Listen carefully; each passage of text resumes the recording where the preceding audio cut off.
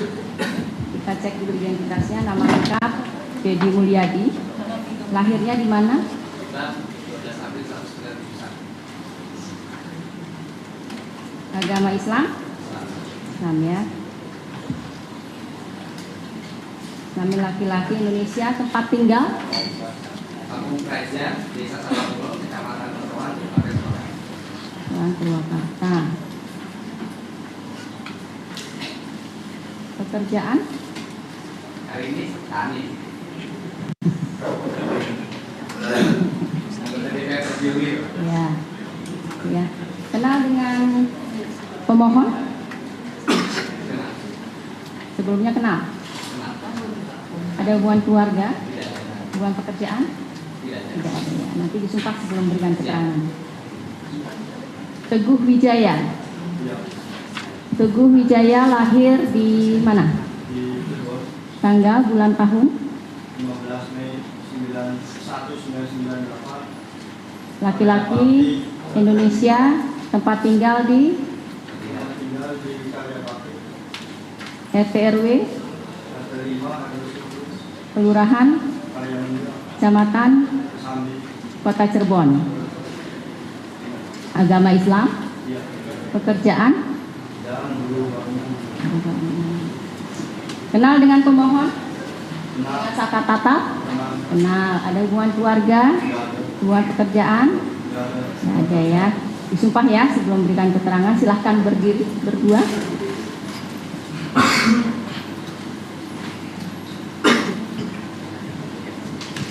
Saudara berdua akan disumpah dengan Al-Quran di atas kepala ya.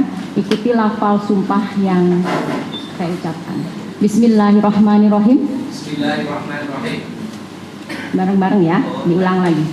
Bismillahirrahmanirrahim. Bismillahirrahmanirrahim. Demi Allah, Demi Allah, saya bersumpah saya bersumpah sebagai saksi sebagai saksi akan memberikan akan memberikan keterangan yang benar, keterangan yang benar, tidak lain tidak lain daripada yang sebenarnya. daripada yang sebenarnya. Silahkan duduk.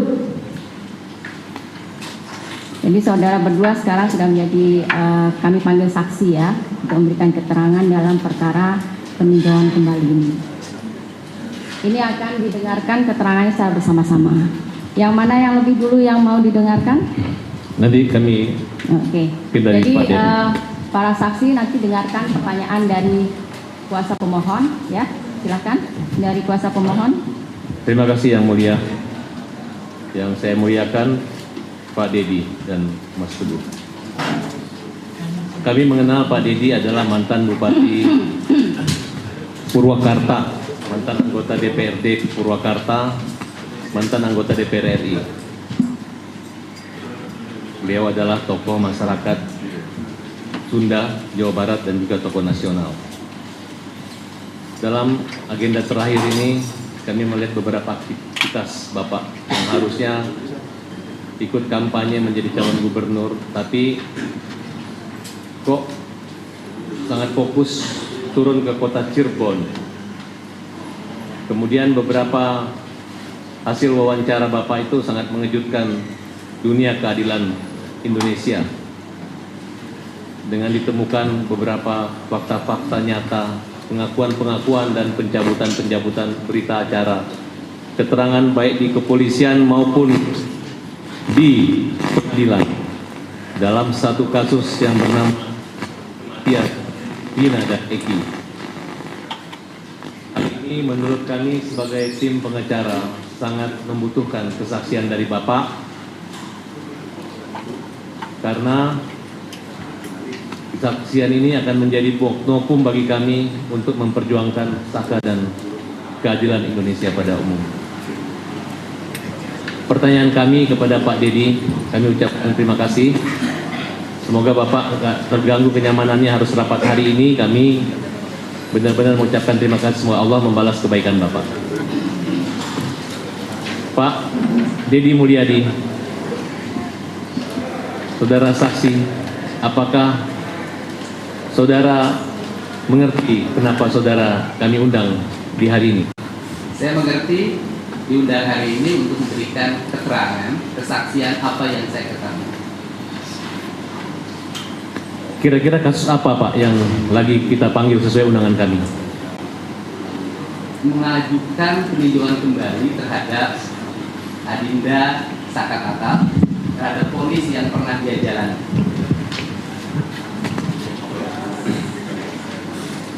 Apa pendampingan atau menelusuri ini merupakan bagian pekerjaan dari Bapak atau dan kepedulian buat Bapak? Ya, pendampingan bukan pekerjaan saya, tetapi sebagai warga negara Indonesia, saya memiliki kewajiban untuk menyampaikan berbagai informasi yang belum diketahui publik, yang belum diketahui oleh penyidik, agar saudara Sakatatal bisa diposisikan pada posisi yang sebenarnya. Apa yang membuat Bapak tertarik, tergugah hati Bapak untuk turun sejenak di kota Cirebon? Keterpanggilan jiwa, karena ada masyarakat yang tidak berdaya menghadapi berbagai tuduhan, tuntutan, dan hukuman yang dialami tanpa sempat memberikan pembelaan yang sempurna dalam perjalanan hukumnya. Apa yang Bapak petik, Bapak rangkum, Bapak sampaikan kepada kami, kepada majelis? Titik ketidakadilan itu apa? Temuan Bapak yang Bapak dapatkan? Temuan yang saya dapatkan telah saya sajikan di channel YouTube Kang Deddy Mulyadi Channel. Dari seluruh temuan itu, saya yakin penyidik, siapapun yang punya hati pasti bisa melihat apa yang sebenarnya terjadi pada kasus ini. Bapak pernah mewawancarai Sakatatal? Pernah. Nilai-nilai apa yang Bapak dapatkan? Ya, nilai yang dapatkan pertama dari sisi kemanusiaan. Saudara Sakatatal pada usia remaja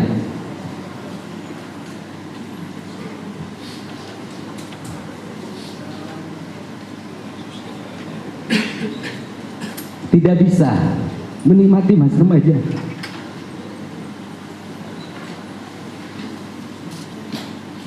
Dan dia harus melewati penjara dalam kurun waktu yang lama, mengalami tekanan psikologi, tekanan fisik yang harus dia alami.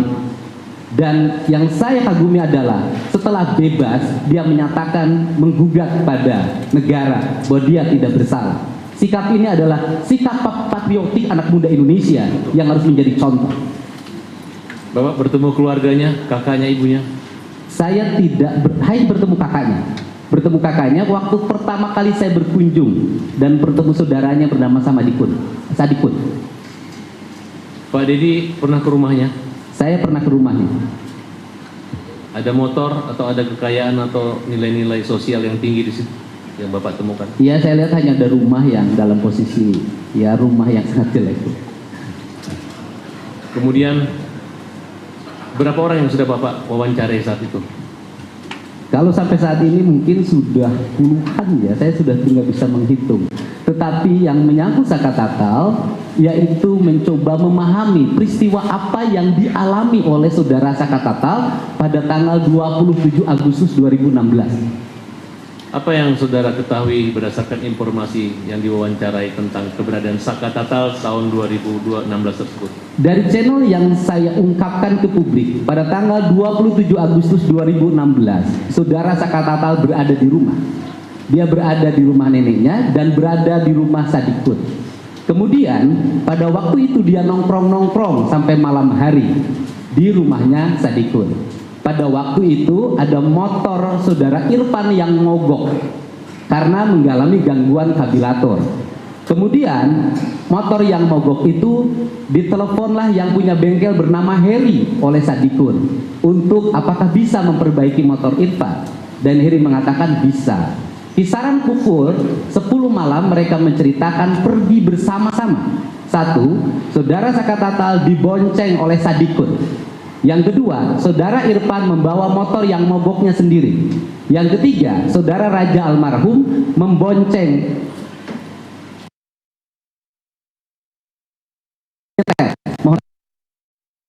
kakinya Kodir didorongkan pada motor Irfan agar bisa berjalan.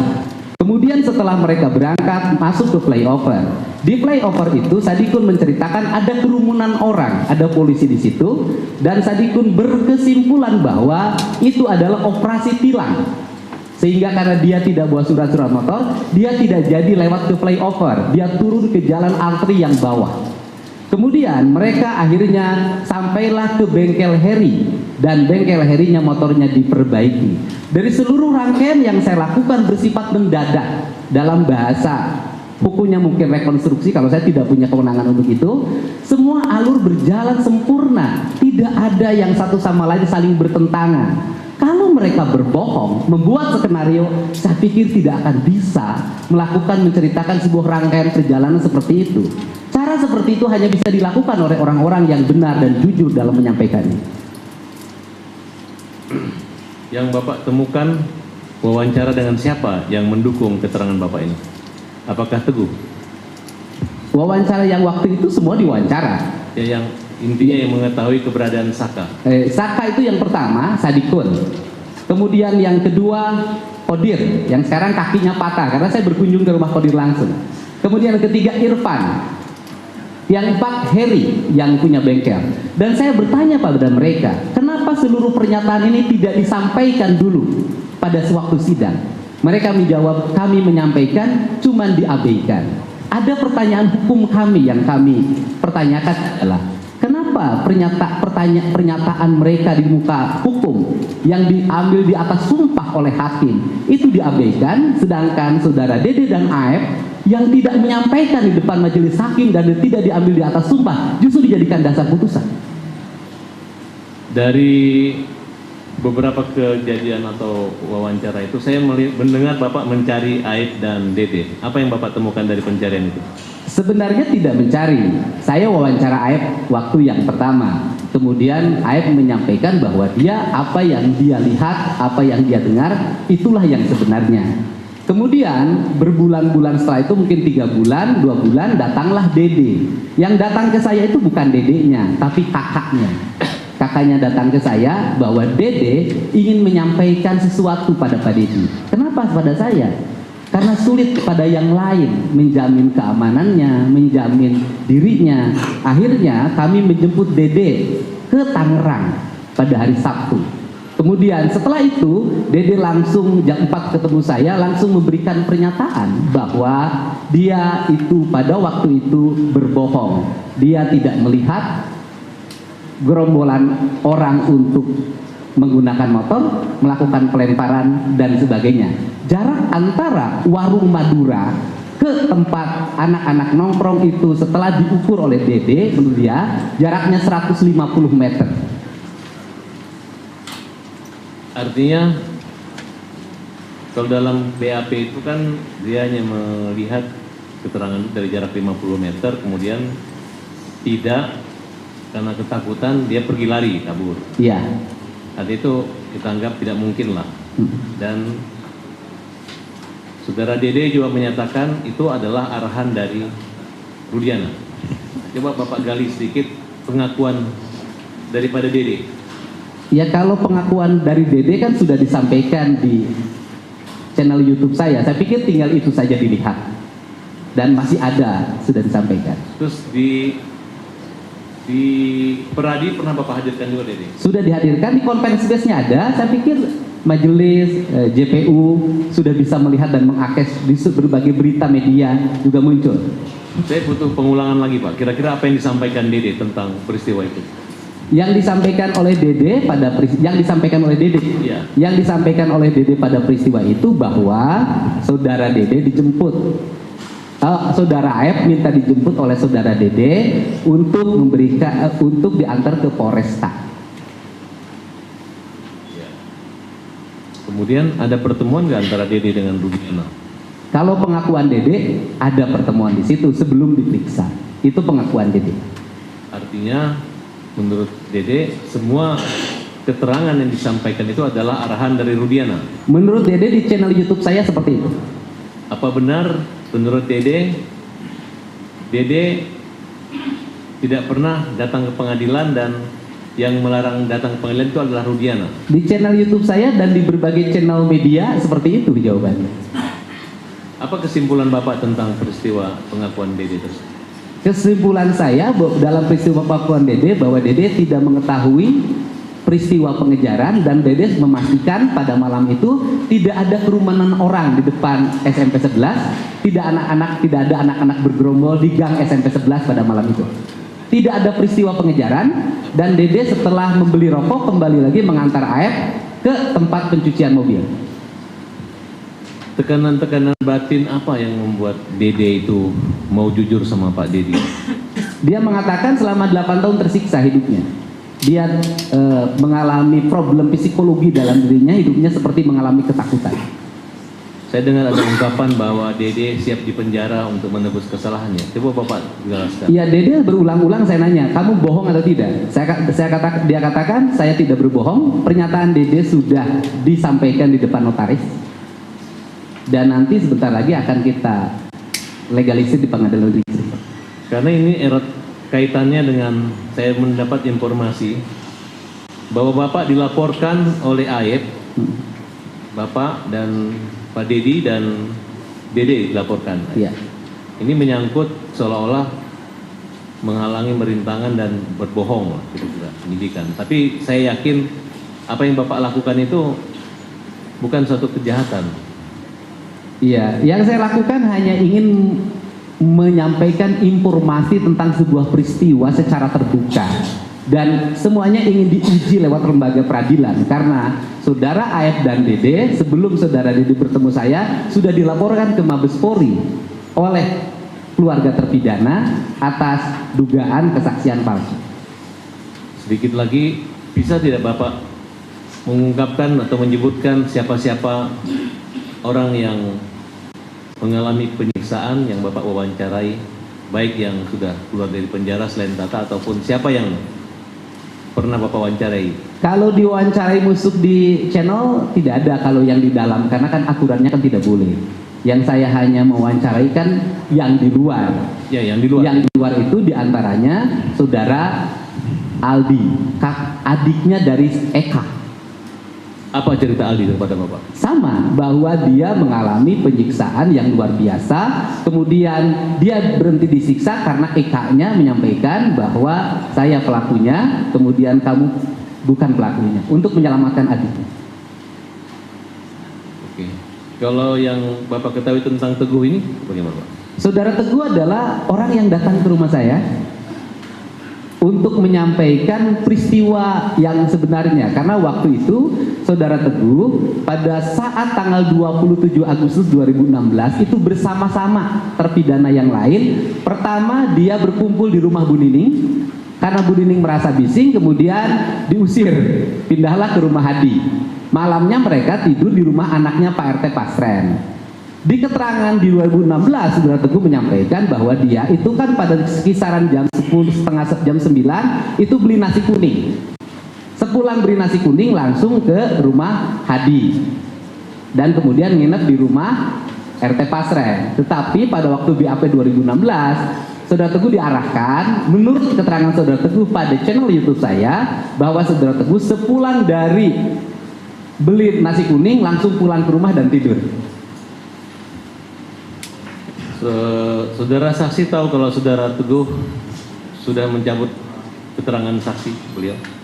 Menurut keterangan saudara Teguh mencabut pada waktu kasus Peggy 2024. Nyabut ya? Oke, saya beralih ke Teguh sejenak. Saudara Teguh, apa yang kamu ketahui tentang perkara terkait Saka Tatal dalam peristiwa tanggal 27 itu? Pada malam kejadian, apa yang Teguh ketahui? Saya tidak tahu Saka. Tapi Teguh kenal Saka? Kenal. Nah, waktu malam tanggal 27 itu ketemu Saka, apakah ada Saka di rumah Pasren? Enggak ada. Kemudian apa yang saudara katakan pada berita acara penyidikan tentang kehadiran Saka? Ya Teguh cerita yang 5 itu Eka, Eko, Hadi, Jaya, Supri, terus Teguh, Okta, Udin, sama Pram bilangnya gitu. Cuman ya itu kata. Kenapa di BAP ada nama Saka? Teguh juga nggak tahu tuh. Kamu dia Nggak nyebut nama Saka Teguh juga. yang kamu cabut BAP-nya apa? Yang kamu cabut tentang keterangan tersebut? Ya yang itu nama Saka. Artinya Saka tidak ada? Iya tidak ada.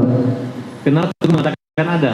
Karena dipaksa, karena disiksa, atau karena diarahkan? Karena diarahkan penyidik. Soalnya waktu itu kan Teguh tetap kekeh bahwa di situ tuh tidak ada Saka.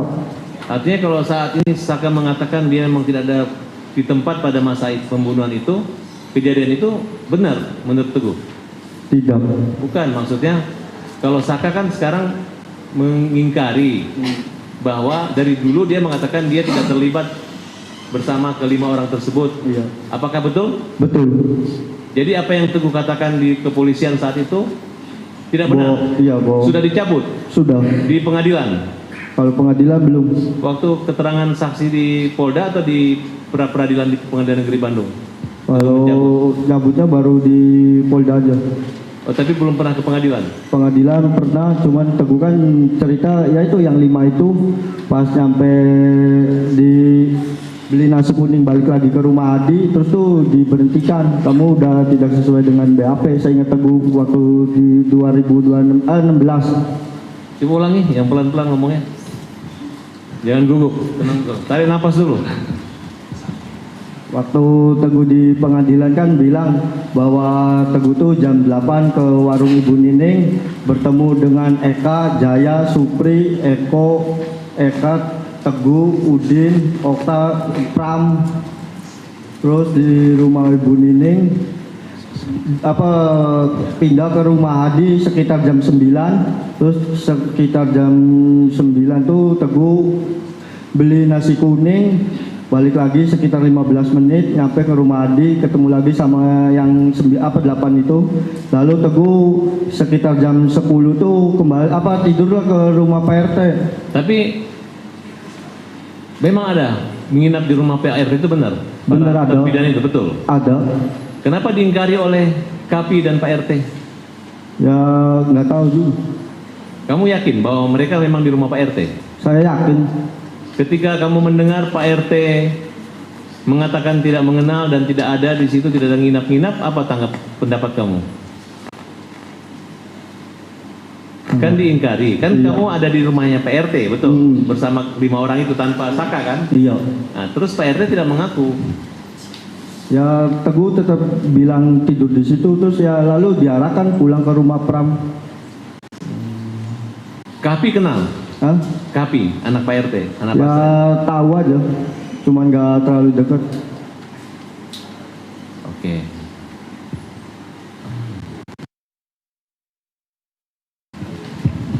Ditambahkan yang mulia. Juru bicaranya tetap seperti kemarin ya? Berapa orang? 3? 2? 3. Ya, silakan. Saya juga mengucapkan terima kasih kepada Pak Didi Mulyadi yang mempunyai keberanian membongkar dalam fakta-fakta melalui channel YouTube-nya. Bapak tahu tidak risiko hukum yang akan diterima oleh Bapak sendiri? Bahwa ya kan dari pihak sana juga melaporkan bahwa itu risiko hukumnya. Tahu tidak Pak risiko hukum itu? Ya, setiap perbuatan pasti ada resikonya. Dan tahu resiko hukumnya, saya bisanya dijerat dengan undang-undang IT. Udah siap tuh Pak Didi? Setiap berbuat pasti harus dipertanggungjawabkan. Terima kasih Pak Didi. Bapak mewawancarai Dede yang ada di channel YouTube-nya Bapak. Apa Pak yang melatar belakangi Dede mau berbuat satu kebohongan dalam peristiwa malam itu, seolah-olah bahwa Dede ada di tempat? Apa yang Bapak ketahui? Kalau pengakuan pada saya karena kepolosan dirinya, tingkat strata sosial dirinya yang rendah karena dia sekolahnya cuma SMP, statusnya mungkin kuli bangunan hari ini ya, waktu itu steam mobil, dan kemudian juga ketidakmampuan power diri menghadapi orang yang berseragam. Baik. Saya ada lihat tayangan Pak di media ya. Lalu kalau nggak salah Pak Didi bersama dengan rekan-rekan advokat lainnya melaporkan Kasren dan Kapi ya, kalau nggak salah. Kenapa Pak dia dilaporkan? Kasren dan Kapi itu kenapa dilaporkan? Yang melaporkan bukan saya, yang melaporkan keluarga terpidana. Oh, keluarga terpidana. Apa yang Saya Pak dan Didi kuasa tahu? hukum. Iya, karena di situ ada perbedaan pengakuan. Sampai hari ini baik terpidana maupun tetangga, karena masih banyak lagi di saya sumber yang belum saya tayangkan, baik tetangga, orang yang lewat, Teguh, Pram yang tidak ditahan ya, yang posisi bukan terpidana, mereka meyakini betul bahwa malam itu mereka tidur di rumah anaknya Pak RT. Yakin dia? Ya mereka yakin, jadi semua menyatakan yakin. Jadi keyakinannya bukan hanya terpidana, orang yang tidak terlibat pidana pun yakin. Yang terakhir yang sampai ke saya, nanti saya tayangkan, adalah bekas ketua penyelenggara Agustusan. Karena dia melihat pagi-pagi anak-anak itu tidur di rumah Pak RT dan jendela rumahnya karena dia tetangganya. Lalu kemudian kalau menurut saudara saksi ya, kalau menurut saudara saksi Pak Dedi, hasil penelusuran Pak Dedi melakukan investigasi secara independen sendiri yang dilakukan oleh Pak Dedi Mulyadi, seluruhnya sudah hampir diwawancarai oleh Pak Dedi. Apa kesimpulan sedikit oleh Pak Dedi, artinya bahwa pandangan dari Pak Dedi, kasus ini seperti apa? Ya, saya kan tidak boleh menyimpulkan. Yang berhak menyimpulkan adalah majelis. Pandangan hati saya adalah ada ketidaksempurnaan di dalam proses penyelidikan, penyidikan, penuntutan dari kasus ini. Ada ketidaksempurnaan, banyak fakta-fakta dan yang tidak dihadirkan secara sempurna. Baik, cukup yang mulia. Izin yang mulia. Ya, saudara saksi Teguh, saya mau tanyakan, apakah saudara memiliki pengetahuan bahwa pemohon Saka Tatal tergabung dalam geng motor? Tidak. Tidak. Iya. Jadi Saka Tatal tidak tergabung dalam geng motor? Tidak. Kalau teman-teman yang lain, Sudirman, Jaya, Eka Sandi, Tidak. tidak juga? Oh. Saudara saksi Kang Dedi Mulyadi, ya, kami secara umum tahu Kang Dedi punya channel YouTube, tapi tentu tidak semua kita mungkin sudah nonton, dan ini forum yang mulianya untuk menyampaikan. Ya. Jadi saya ingin menanyakan kepada Kang Dedi. Kang Dedi tadi sampaikan bahwa Kang Dedi sudah berbicara dengan AF. Sudah wawancarai. Sudah wawancara AF. Keterangan apa yang disampaikan AF kepada saksi Dedi dalam wawancara tersebut? Baik, saya jelaskan. Waktu saya mewawancarai AF meyakinkan pada saya bahwa dia melihat terpidana mengejar Eki dan Tina menggunakan motor sebanyak 8 orang sebelumnya melakukan pelemparan. Dan dia melihat itu ketika dia sedang membeli rokok pada malam hari. Nah, kemudian saya jelaskan. Dari penjelasan AF itulah saya penasaran. Ya. Karena AF menyatakan bahwa dia membeli rokok pada malam hari, melihat anak-anak itu melakukan pengajaran. Walaupun dari pengejaran 8 orang itu bertentangan ketika Peggy Setiawan ditangkap. Karena apa? Tidak jadi 8, jadi 9. Kalau ditambah 2 DPO yang kemudian dihilangkan oleh Polda Metro, kemudian jadi 11. Polda Jabar jadi 11. Sebenarnya agak bertentangan. Kemudian saya datanglah ke SMP 11 pagi hari. Kemudian saya mencoba berjalan. Pertama yang saya temui adalah warung nasi di depan seti mobil tempat Ayat dan Dede bekerja. Ya. Kemudian dia mengatakan bahwa kami tidak menjual rokok. Dan jam 4 sore warung kami tutup. Kemudian saya mencoba lagi mencari penjual rokok. Ternyata penjual rokok yang tersisa yang buka malam hari di tahun 2016 itu ada satu penjual namanya Warung Madura. Ya. Jarak dari Warung Madura ke tempat yang tuduhan anak-anak kumpul itu kurang lebih waktu itu 120 meter. Ya. Nah, setelah itu sudah beberapa lama, lebih dari 1 bulan, pemilik warung Maduranya bertemu dengan saya dan saya tanya, apakah Aib dan Dede pernah beli rokok? Itu Aib aja saya tanya. Dia katakan memang ada, tetapi peristiwa pelemparan dan peristiwa pengejaran tidak pernah ada menurut yang punya warung Madura, baik suaminya maupun istrinya. Apalagi jarak yang Warung Madura yang waktu itu ditujukan oleh AF itu lebih jauh dibanding yang sekarang. Jaraknya hampir 150 meter. Ya, apakah dari Warung Madura itu ke tempat 8 orang yang mengejar motor Eki untuk panggil Vina itu dapat terlihat? Tidak akan kalau malam hari, siang pun jauh. Oh, jadi tidak akan terlihat. Tidak akan terlihat. 120 meter, apalagi sekarang itu 150 meter, bukan 120. Jauh jaraknya. Ya. Saudara saksi mendapat somasi dari Pak Rudiana. Mendapat somasi lisan. Ya, saudara somasi lisan dari Pak Rudiana. Ya. Yang disampaikan secara terbuka. Ya. Saudara saksi mendapatkan dilaporkan ya sebagai terlapor oleh AF. Iya, di Polda Metro. Ya. Bisa saudara saksi sampaikan di forum yang mulia ini, apa yang melatar belakangi ya dari pengetahuan saudara saksi, kenapa saudara saksi diberikan somasi oleh pihak Rudiana melalui kuasa hukumnya dan dilaporkan oleh pihak AF? Silakan. Karena saya menayangkan pernyataan dari saudara Dede yang mengatakan bahwa saudara Dede tidak pernah melihat pengejaran, tidak pernah melihat pelemparan, dan saudara mengatakan pengejaran dan pelemparan itu bohong. Itu latar belakang laporan polisinya AF. Iya. Oke. Kalau yang Pak Rudiana? Pak Rudiana mungkin, kalau saya mungkin ya, saya nggak tahu dasarnya, mungkin keterangan saudara Dede yang mengatakan sebelum diperiksa dia diarahkan oleh Pak Rudiana. Oh. Cukup. Sedikit tambahan. Pak Dedi, apakah Pak Dedi pernah melakukan penelusuran kepada keluarga Vina? Pernah. Apa Pak yang didapatkan?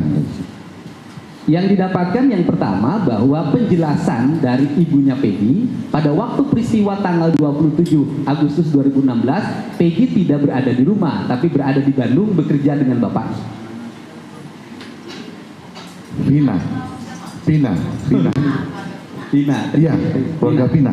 Oh iya, baik. Kedengarannya Peggy tadi bilang. Vina, sorry. Oh, Vina. Ya baik. Saya pernah mewawancarai kakaknya Vina. Kakaknya Vina menyampaikan dalam channel wawancara saya begini cerita kakaknya Vina di channel saya, bahwa dia mendengar kabar adanya kecelakaan yang dialami oleh Vina dan Eki. Kemudian beberapa hari setelah itu dia bertanya ke Pak Rudiana, menanyakan HP Vina gitu. Nah kemudian juga pada waktu itu dia mendengar ada yang kesurupan, namanya Linda.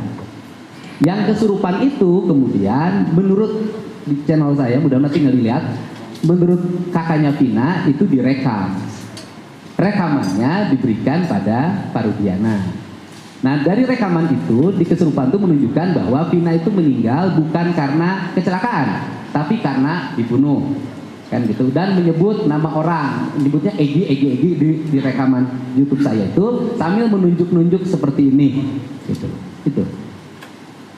Hanya dari rekaman yang itu diberikan oleh Pak Rudiana gitu? Ya menurut kakaknya Vina rekamannya diberikan ke Pak Rudiana. Tinggal dicek di channel YouTube saya. Baik, terima kasih. Saudara saksi beragama Islam? Islam. Alhamdulillah.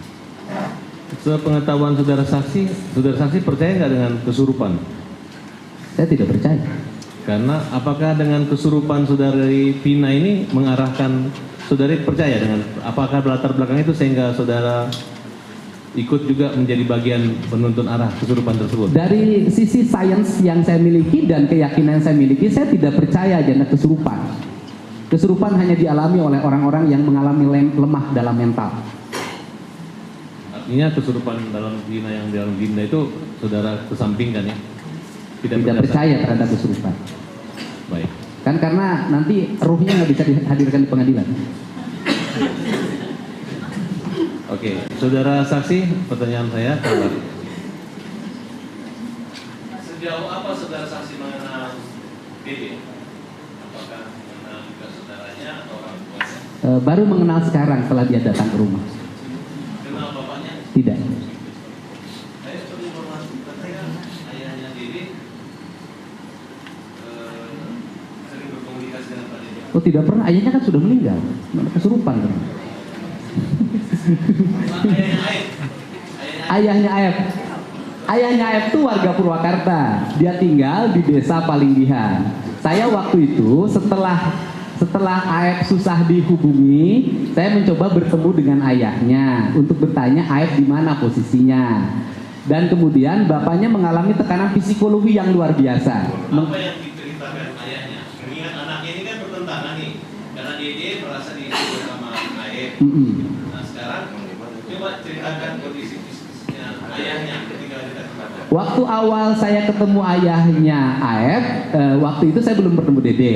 Bapaknya memang seperti mengalami ketertekanan psikologi, walaupun merahasiakan di mana posisinya Aib, hanya menyampaikan Aib berada di Bandung, kan gitu. Nah, kemudian setelah Dede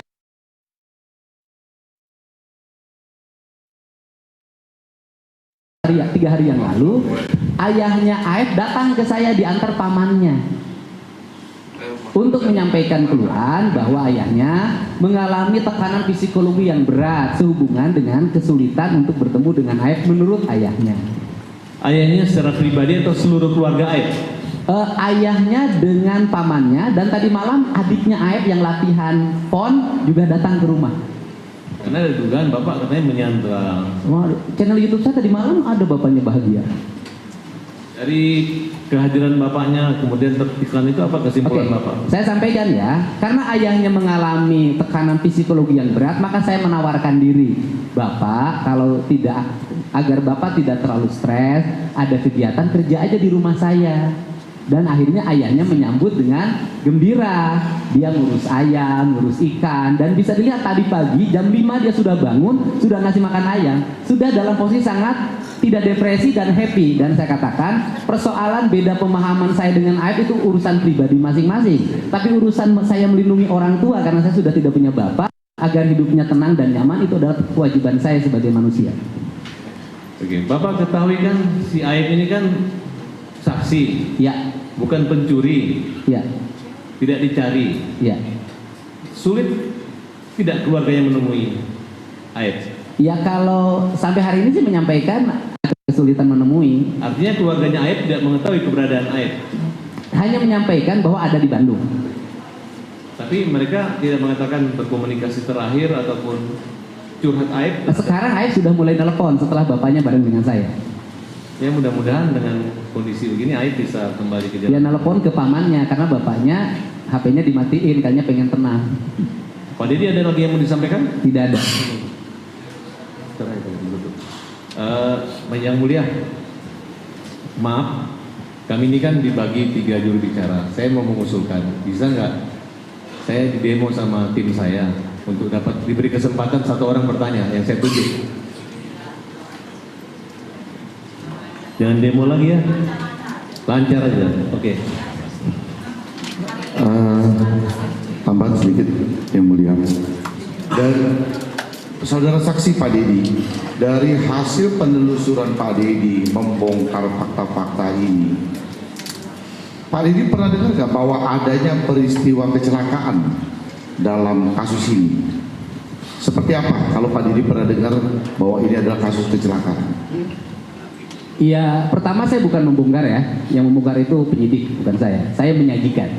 Nah, yang saya dengar langsung dari para pihak bahwa pada waktu pertama peristiwa ini sudah ditangani oleh Polres Sumber karena tempat kejadiannya merupakan wilayah hukum Kabupaten Cirebon, dan sudah dinyatakan kasus ini adalah kasus kecelakaan. Baik, cukup, terima kasih.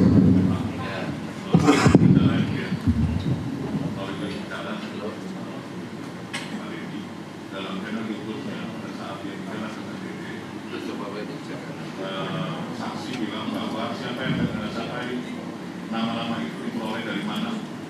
Nah, tadi bilang saya tahu nama-nama itu diperoleh dari mana, tapi tidak diungkap. Bisa dijawab, Pak Dedi? Oh, di channel YouTube saya itu kan nama-nama itu diperoleh dari mana, tinggal baca BAP. Di BAP kan sudah ada keterangan dari pelapor, di mana pelapor itu sudah menemukan nama-nama itu. Kan ketika melapor di BAP yang saya baca, itu saya jadi PH. Baca itu kan pelapor sudah menyampaikan nama-nama yang dilaporkan. Nama-nama yang dilaporkan sumbernya dari mana, itu hak penyidik nanti untuk mengungkap. Saudara saksi, yang dimaksud pelapor siapa? Pelapor kan Pak Rudian. Terima kasih. Cukup yang mulia. Cukup yang mulia.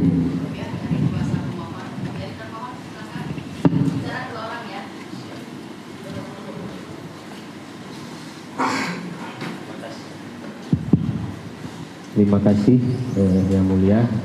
Dan saya hormati Pak Dedi. Sebelumnya saya berterima kasih dan menghargai sebesar-besarnya usaha Pak Dedi dalam mengungkap semua kebenaran ya. Lepas dari kebenaran itu pahit atau manis, kita harus ungkap. Tetapi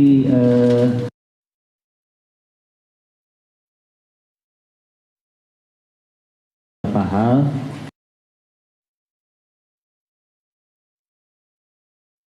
selama ini yang Pak Dedi lakukan, apakah ada Pak Dedi melakukan upaya untuk tadi seperti Pak Dedi sampaikan ada keterangan bahwa RT Pasren ya menerangkan bagaimana itu pernah ada upaya? Saya beberapa kali berkunjung ke rumah Pak RT Pasren. Beberapa kali, tapi selalu tutup rumahnya dan sulit dihubungi. Beda dengan saksi yang lain, mudah banget. Berarti bahkan ketemu ketua RW saya pernah meminta bertemu Pak RT Pasren, tapi tidak bisa ketemu. Berarti gagal ya intinya seperti itu. Nah kemudian Pak Dedi tadi menerangkan bahwa saksi Teguh di dalam YouTube-nya menerangkan bahwa tidak pernah kata ya seperti itu. Dan itu saksi Teguh kemudian mencabut ya, benar ya seperti itu. Nah saya juga ingin menegaskan bahwa berkas perkara dan Tatal ada di lokasi seperti itu. Nah sehingga saksi Teguh ini memang tidak dijadikan saksi dalam perkara Tatal. Itu fakta yang ada dalam berkas perkara dan putusan pengadilan gitu ya. Baik, saya jelaskan. Di channel Saudara Teguh tidak menjelaskan masalah Tatal. Di channel YouTube saya, Saudara Teguh menjelaskan, dia sambil menangis bisa dilihat di situ, bahwa dulu di 2016 di BAP-nya dia pertama berkumpul di rumah Bu Nining, kemudian setelah itu Saudara Teguh membeli nasi kuning. Kemudian di BAP 2000 membeli nasi kuning, Saudara Teguh lah Pram bareng berdua dan nginep di rumah Pram. Dia mengatakan bahwa itu bohong. Yang benar itu adalah setelah beli nasi kuning, Saudara Teguh kembali lagi ke rumahnya Bu Nining, kemudian ke rumahnya Hadi, dan ikut nginep di rumahnya anaknya Pak RT Pasren. Untuk itu keterangan di channel YouTube saya. Oke. Kalau gitu saya juga ingin menegaskan ini dari saksi Teguh sesuai dengan BAP, kemudian sesuai dengan keterangan waktu di pengadilan yang terkait perkara dewasa, bahwa saksi Teguh mengaku pada hari Sabtu tanggal 27 Agustus 2016 jam 21 sampai jam 23 acara bakar-bakaran ayam bersama terdakwa Sudirman, terdakwa Eka Sandi, terdakwa Eko, terdakwa Hadi, terdakwa Suprianto. Nah, hal itu diterangkan oleh saksi Teguh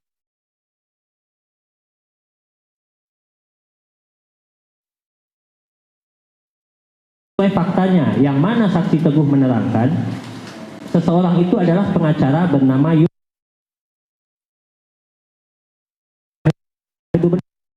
Berarti ini yang mau dicabut. Itu iya dicabut satu waktu. Berarti yang mau dicabut yang ini. Iya. Berarti tidak benar keterangan ini. Iya. Seperti itu ya. Iya. Oke. Kemudian ya, tentu saja kita harus nanti juga terkait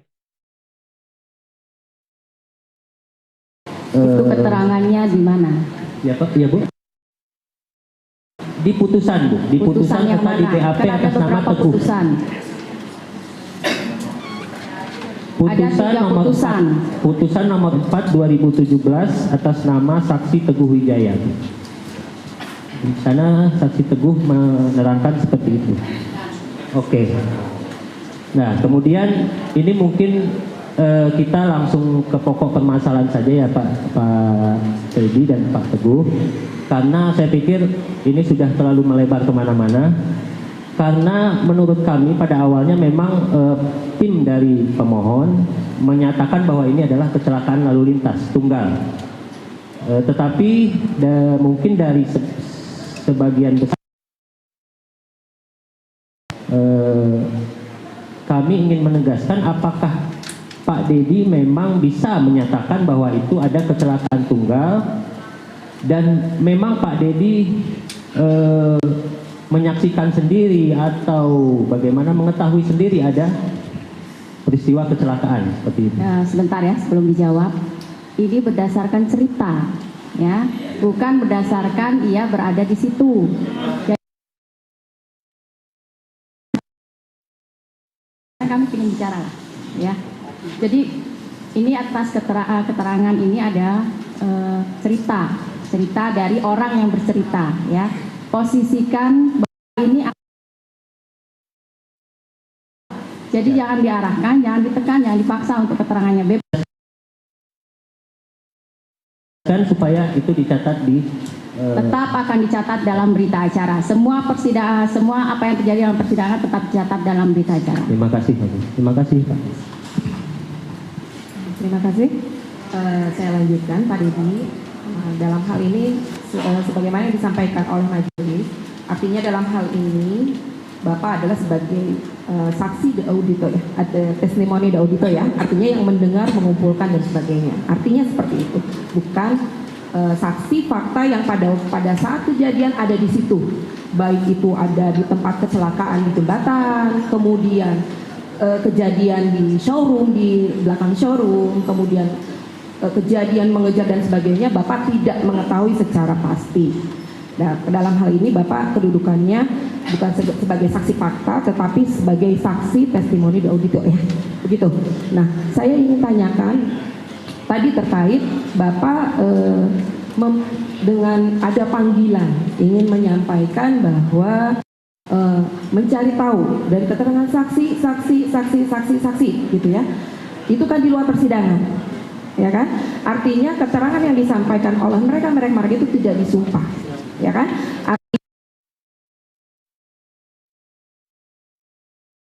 Ketika disandingkan dengan keterangan mereka sebagai saksi yang ada di persidangan, yang kemudian kami sidangkan, kemudian hasilnya ada putusan dan sampai tingkat pertama, banding sampai dengan kasasi. Ya, di hasil keterangan-keterangan itu tuh mungkin keterangan yang Bapak sampaikan itu ada persamaannya dengan berkas dan ada juga perbedaannya sedikit mungkin ya, yang Bapak sampaikan. Nah, tetapi dalam hal ini yang saya ingin tahu, langsung ke pertanyaan ya. Alasannya Bapak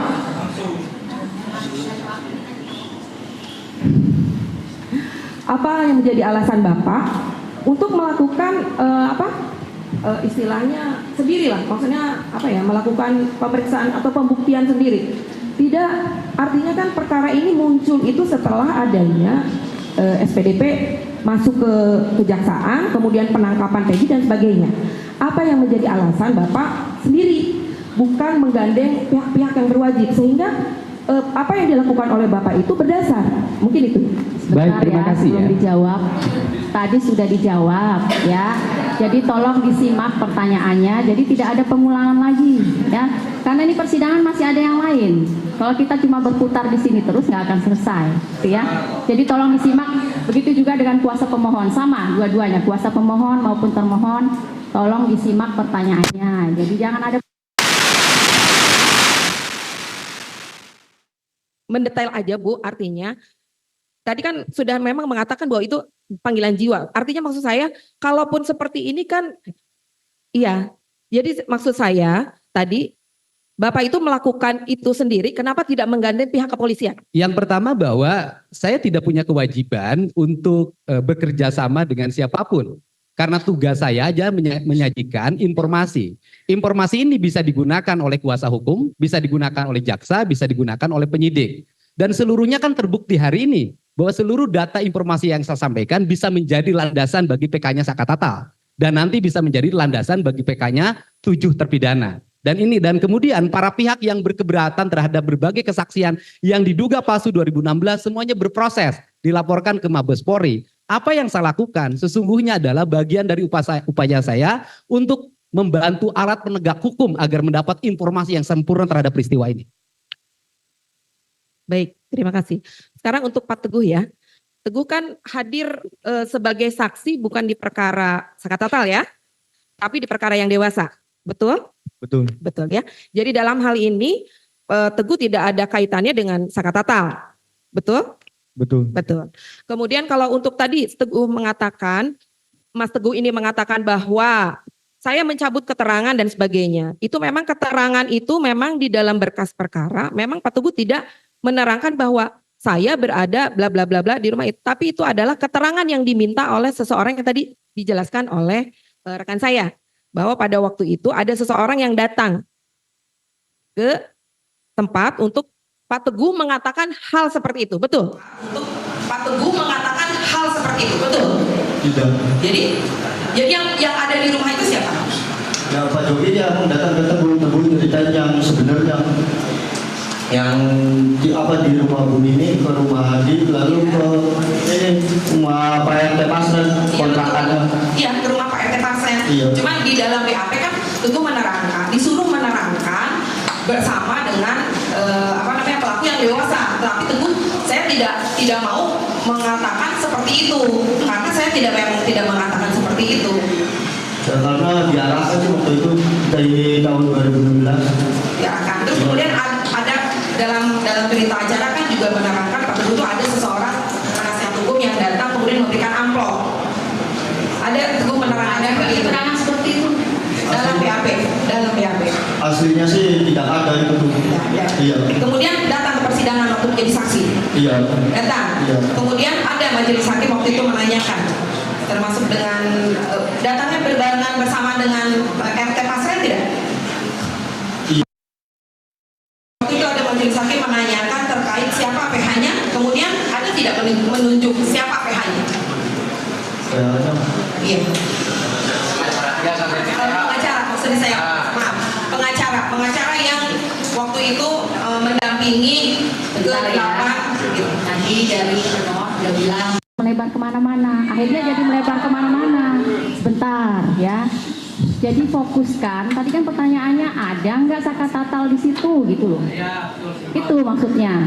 Kalau misalnya saudara dari termohon pertanyaan seperti itu ya, akhirnya melebar kemana-mana jadinya. Betul Bu, ini hanya untuk menegaskan saja bahwa keterangannya yang disampaikan itu memang udah sesuai dengan berkas BAP gitu loh Bu. Gitu. Itu saja sih sebetulnya. Saya ingin yang disampaikan itu tidak perlu mencabut keterangan karena memang keterangan itu dalam berkas perkara yang disampaikan kamu benar. Kita jadi tanya kamu nggak perlu aja takut gitu. ke Teguh ya. Iya, gitu lah maksudnya. Tanya aja ke Teguh. Tadi sudah ditanya Bu. Maksud saya bahwa BAP yang disampaikan di dalam BAP itu yang disampaikan oleh Teguh itu Ya, tidak perlu tanya aja langsung ke Teguhnya. Itu Iya. pernyataan itu dicabut nggak yang di BAP? Iya, titik. Beda. Dicabut. Beda yang berbeda. Bertentangan dengan yang disampaikan oleh Teguh berarti. Soalnya Teguhnya bingung ini. Jadi kalau mau bertanya itu langsung ke intinya. Ini kan orang awam ya. Beda kalau kita berbicara dengan sesama Silakan Pak Dedi hukum jelaskan. gitu loh. Izin yang mulia, boleh saya menjelaskan? Yang Teguh. Bentar dulu. Ini mau bertanya ke siapa? Ke Teguh atau ke Pak Dedi? Tapi pertanyaannya langsung. Jangan muter-muter ya. Ini bingung nih. Kelihatan wajahnya Teguh bingung. Ya, baik.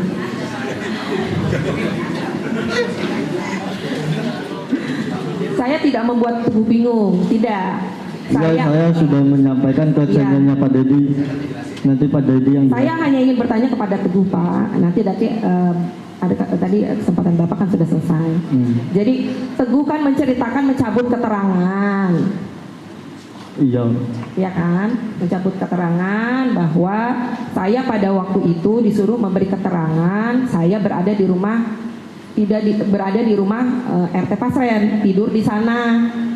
Dalam BAP keterangannya bersama dengan para terdakwa yang 8. Betul nggak itu? Tidur di rumah Pasren bersama 8 terdakwa yang lain? Ya betul, saya tidur di rumah Pak RT Pasren. Kalau yang tidur di rumah Pram itu diarahkan. Enggak, maksudnya saya nggak nanya itu. Saya nanya, betul berarti Teguh tinggal tidur di rumah RT Pasren? Iya betul. Bersama dengan 8 terdakwa yang lain atau tidak? Iya, bersama. Bersama? Iya. Cukup yang mulia. Sama yang 5 narapidana. Dan 8, 5 kan? 5. Teguh, didengarkan dulu pertanyaannya, mau dijawab ya. Ya. Kalau Ripaldi mah saya tidak kenal itu, bukan orang situ. Ya, jadi berapa orang yang temannya nginap di rumah Pak Pasren? Eka, Eko, Jaya, Hadi, Supri. Nah, berapa orang itu? 5. 5. Interupsi yang mulia, saya sampaikan, banyak Bu Jaksa. Ini yang membedakan keterangan ini adalah kontra daripada keterangannya Pak Pasren. Sedangkan Ibu Jaksa seolah-olah mengarahkan bahwa seperti itu ceritanya. Padahal kejadian yang di rumah Pak Pasren itu benar nginap. Kalau mereka nginap di situ tidak ada kasus pembunuhan di sana. Tapi karena Pak Pasren mengaku tidak ada orang itu, ya dianggap bahwa gara-gara nggak ada di rumah Pak Pasren maka mereka lah pelakunya. Kira-kira seperti itu kan? Iya. Yang mulia, Itu ceritanya. Jangan penasihat balik-balik hukum juga pertanyaannya. menyimpulkan Ya. sendiri yang mulia. Silahkan dari termohon, ini waktunya untuk termohon. Sudah? Mungkin cukup ya mulia. Cukup. Cukup ya. Yang mulia, Gimana? kami mau nambah sedikit. Pak Dedi, sepengetahuan Pak Dedi dari kesimpulan dan hasil Bapak menjalani semua tanya jawab ini murni pembunuhan berencana pemerkosaan atau kecelakaan? Kalau berdasarkan penelusuran yang saya lakukan dan mencoba mengkonfirmasi dari berbagai saksi, kalau menurut saya ini kasus kecelakaan murni. Kalau menurut Teguh, ini kecelakaan murni atau pembunuhan atau pemerkosaan? Ya setahu Teguh mah tadinya kecelakaan tunggal, pembunuhan. Cukup. Terima kasih yang mulia. Terima kasih.